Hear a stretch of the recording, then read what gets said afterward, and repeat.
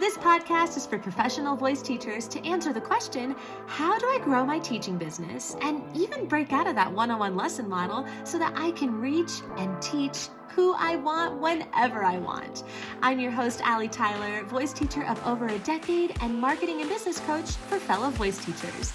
Welcome to the Voicepreneur Podcast. Hey, voice teacher. Welcome to another episode of the Voicepreneur Podcast. Thank you as always for being here, for spending your time with me, for clicking on this episode. I am so excited to be talking to you about branding. That is the meat of our conversation today. And if you've been listening to the podcast for a little bit, you may recognize that we are doing a rapid fire Q&A. And if you are new here is what a rapid fire Q&A is all about. It is essentially an episode that answers your questions rapidly. I try to do it quickly because there are so many questions that y'all have when it comes to business and marketing and doing this whole freaking thing. It is a lot. I totally understand. And I really do want to be there for you as much as I humanly can. And one of the best ways that I can do that is by literally taking your questions that you are asking, whether it's inside of my DMs on Instagram or it's inside of the Aligned Voice Teachers Facebook group, and compiling them and answering them a few at a time on the podcast. So that is what we're going to be doing today. And these questions all have to do with branding. So how fun is that? So let's go ahead and dive into question number 1. And here is what she asks. Which should I be focusing on first? Building my website or my Instagram? I love this question. And this is such a great question because this is really going to be so relieving for you and to relieve the pressure that you do not need to focus on your website first. To answer this question plainly, I would say to focus on your Instagram first. And the reason why is because you can actually treat your Instagram like a website. It's really, really cool. Like seriously, it is so cool when you start thinking about it like this because there's so many ways that we can use Instagram, especially, right now in 2023. And I can only imagine what it is going to look like in a few years from now. But right now, as we are navigating Instagram, we can do things like post on our stories and then keep those same stories and put them inside of different highlights. You can kind of think about that as like pages on your website. Another thing that's so cool about Instagram is that we can actually directly talk to the people who are interacting with our content. And this is really different than a website, right? On a website, we don't often know who lands on that website, and we definitely are not going to be having a whole conversation with them while they're on our website. So Instagram is so cool in that we can actually connect with our people. And that is just, what could be better than that in terms of actually seeing the growth and the benefit of that in your business? But the other thing that's really cool about Instagram is now you can curate it in a way where if you have your onboarding process down, if there is a seamless way for somebody to be able to sign up for lessons with you or buy your program or join your masterclass or whatever it is that you are trying to have them do, and that is just a URL link that you can put as a link inside of your Instagram bio, that's really all you need. You don't need a whole fancy schmancy website. Websites are really wonderful. Don't get me wrong. Websites are really powerful for search optimization. So it is such a great thing to have a website to be able to be easily found. I know so many voice teachers, and it's so cool to hear these stories that were found by people because of a YouTube video that they put out 4 years ago, or a blog article that they had from, several months back that kind of didn't really do very much. But what it did inside of Google and the fancy schmancy internet world of SEO is that it actually got in front of the right people just over time, right? And the same goes for me with my business that I have called The Whole Voice. The Whole Voice has a podcast, it has a blog, it has an Instagram and content. And what has happened over time with specifically the website is that I have created a funnel where I can actually make passive income on courses that I made several years ago and not really have to do anything much except for let the website do its beautiful thing that it does. So I'm not saying that a website is not necessary, but if you are thinking about where to be really getting the most bang for your buck in the beginning stages, when you are deciding, should I build a website or should I focus on my Instagram? I am 100% going to say, focus on your Instagram. It's going to be so great for you. Okay, so speaking of Instagram and your website, because it really goes for both of these things, here is the next question that was asked. Should I have my brand colors picked out first before making an Instagram account and before making a new website, if that is applicable. But she specifically asked for making an Instagram account. Do I need to have my brand colors picked out first? I love this question. I truthfully, deeply want to say yes. I do. I want to say yes. I don't want to put pressure on people because if you have an Instagram and you don't have your brand colors picked out, that's fine. I don't want you to feel like, oh my God, I'm doing it wrong. I do think, however, if you're going to be smart about this and you are, let's say creating an entirely new Instagram account for your private studio, your voice teaching studio, then yes, we should definitely think about these things prior to making that account. And it's such an easy thing to think about.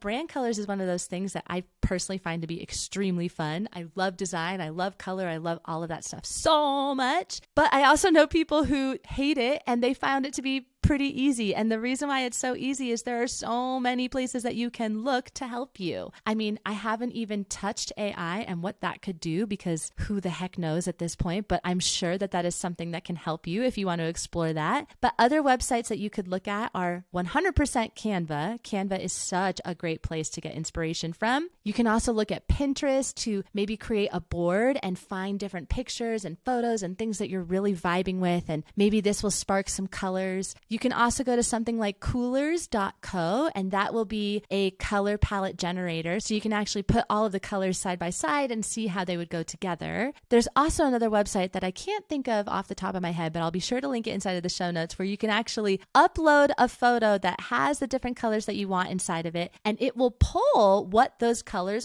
are. So you can put in like a portrait of yourself and you can see what those colors are from that portrait, and then you can pull those hex codes and that can become your color palette. So tons of resources for you to explore, and I'll be sure to post all of these ones that I mentioned inside of the show notes. And just take an afternoon, take a couple of hours to do it, and it's really, I find to be a very fun little assignment. The next question is a good one because it's a common one that I've heard many times, which is, how important is it for me to have a logo?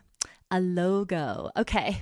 Now, all the graphic designers who are listening to this are going to be like, I do not like this woman after what she says. Because here's what I'm going to say. I don't think it's very important, honestly. I think of all of the things, I don't think it's that important. Now, of course, it's important. I'm not saying it's not important, but of all of the things to do, I mean, my gosh, like all of the things that we are setting up and creating and designing and building and all of that stuff that we're doing with online marketing, the logo in that giant laundry list to me is at the very bottom. It's at the very, very bottom. Like, you do not need it to be successful. If you have, let's say, a brick and mortar business, then yes, totally a different thing. We would love to have a logo because people are coming into your studio and they're seeing a sign, right? And that's like a totally different experience. But if you're just doing this where it's a virtual thing, you're teaching your private lessons, or, maybe you're teaching group lessons, maybe you are creating some sort of mini course or online course, or you just want to have a presence in general and you haven't figured out what your offer is yet, you do not need to have a logo. You do not need to have a logo. You don't need it for your Instagram profile picture. In fact, I highly recommend not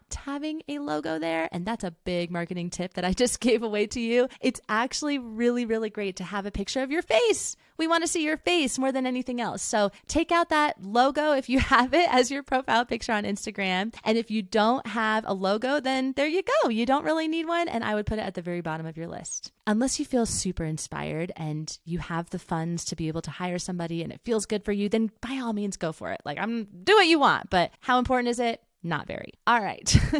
Last question. I'm so excited about this one. This one is, when you talk about messaging, what do you really mean? What are you talking about? This is so important. And I'm so glad somebody asked this, because this is something that, my God, we could literally have an entire podcast just on messaging. A podcast, a whole channel on it. It is enormous. Messaging is everything. Messaging is everything. It is so freaking important. I cannot emphasize this enough. It is so much more important than really anything else. It's the words that you use. It's how you captivate your audience. It's how they connect with you. It's how they know that you are the teacher that they want to work with. Your words are going to either repel them or you are going to attract them. It all happens with your words. So this can feel really overwhelming. Totally can feel overwhelming, especially if you don't feel very comfortable writing. Hey, it is okay, my friend. I want you to know that brand messaging and copyright, the best copywriting, the best messaging, it is going to happen with a ton of practice. You are going to be practicing all the time with every Instagram post, with every email that you send, with every single thing that you ever write ever. You are practicing copywriting, and you are going to go into this with the intention of, I am getting better at this. I am practicing so that I get better at this, which means I need to test things. I need to try things. I need to tweak things. And most importantly, the most important thing that you can do is I need to listen to my ideal student.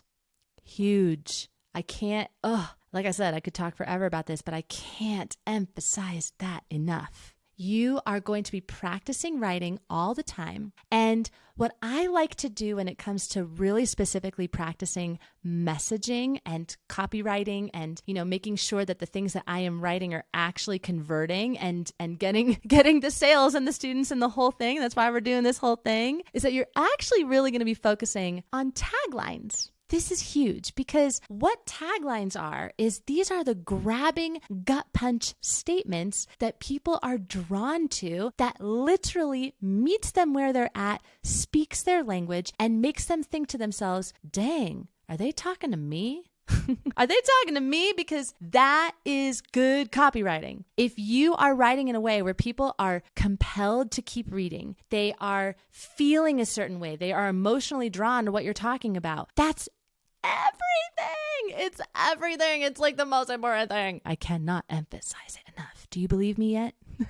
You will once you start practicing it, and you definitely will once you start seeing the power of what it actually can do. I've seen this myself. Like when I finished my very first copywriting course and I actually implemented the stuff that I was learning inside of that course, oh my God, it freaking worked. Like it worked. I was getting enrollment, I was getting students signed up, and it was like this magic that I felt like everybody needed to know about. And I'm sure that everyone who does copy feels the exact same way. It's just one of those things where you're like, once you get it and once you do it, you're like, oh my God, this is amazing. I'm like doing the thing. And it feels genuine. It doesn't feel salesy. It doesn't feel slimy. It doesn't feel weird. It's totally authentic. So here's what I would recommend. Practice with your taglines. Pull a tagline that feels like a gut punch statement that really speaks to your audience, and maybe place it in a few different spots. Maybe you can put it on your website or on your landing page, or maybe it's,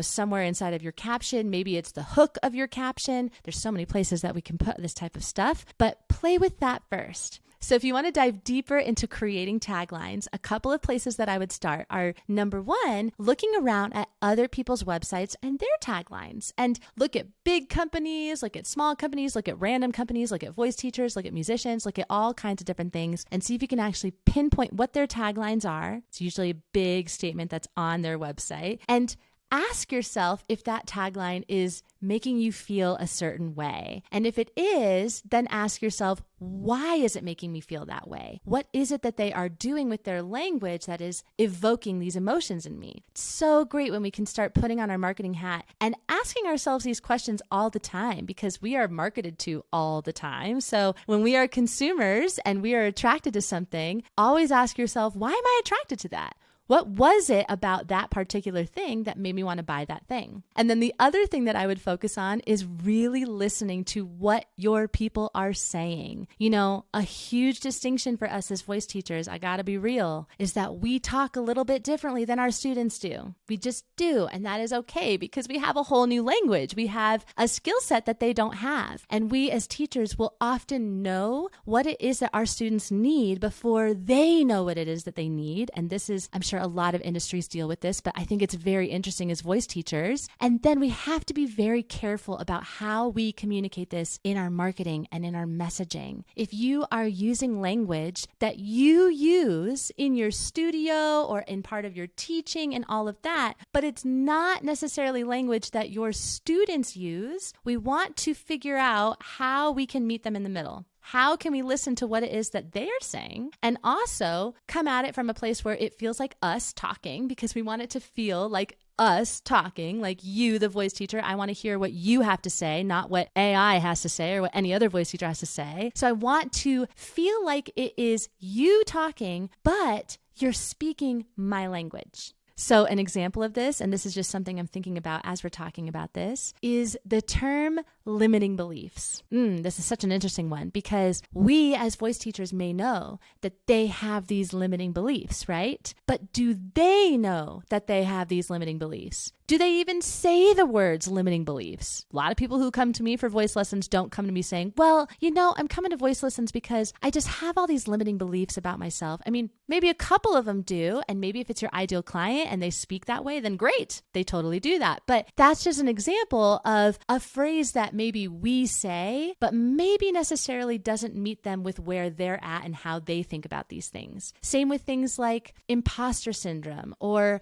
a phrase I hear all the time, speak your truth. That's a really tricky one because what does that mean? I don't know what that means if I am somebody who does not speak my truth. It's probably something that is so ingrained in me that I need something that's a little bit more dumbified. I need something that's a little bit more at that 3rd grade level than it is at this like 12th grade level, so that I can be like, oh, that's totally what I struggle with. So instead of saying something like speak your truth, you could dumb it down to just say something like say what you mean to say, and like, they're kind of the same exact thing, but one is a little bit more like, oh yeah, I really struggle with saying what it is that I mean to say, or like saying it in a way that I'm thinking about it. I don't think about that as, man, I really struggle with speaking my truth. I haven't developed that language yet. I'm not there yet, right? That's why I need to join your program, and that's why I need to work with you. That's what you're going to teach me how to do. So I got to be real, and I really hope that you listen to that because that was some really golden nugget marketing advice in terms of your messaging. Talk like your people talk. This is something that we work really hard at inside of the Voicepreneur program. And trust me when I say the amount of DMs that I get about the messaging lesson in particular is more than any other lesson in the entire program. It is the lesson where when you watch it and then you go through all of the prompts and the templates and you draft out your different taglines and the way that we are talking and you really actually understand what copy is and how to write it in a compelling and captivating way. Wow, it's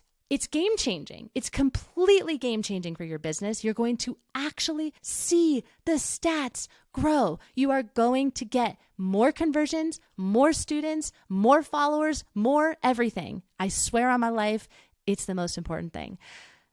I'm going to leave it right there. We're going to go ahead and end this episode, and I hope that it was so helpful for you in creating your brand. If you are building out your brand or you need a little brand makeover and you really want to make sure that it is doing its job, come and join us. We're an awesome community of voice teachers all over the world. Seriously, it is so cool. I think there's 15 countries represented at this point. So it's a really awesome international group that has such a wide variety of niches and methods and styles. And my God, it is so inspiring. So come and join us because you can build your brand alongside of us and we can help you. And it is such a great supportive group. And if you have any questions that you would like answered on the show in a future rapid Q&A, come and join us inside of the free Facebook group that is called the Aligned Voice Teachers Facebook group. It is linked inside of the show notes or in the description below. And all you need to do is post your question inside of the group with the hashtag question. And who knows, you may get it answered on a future podcast episode.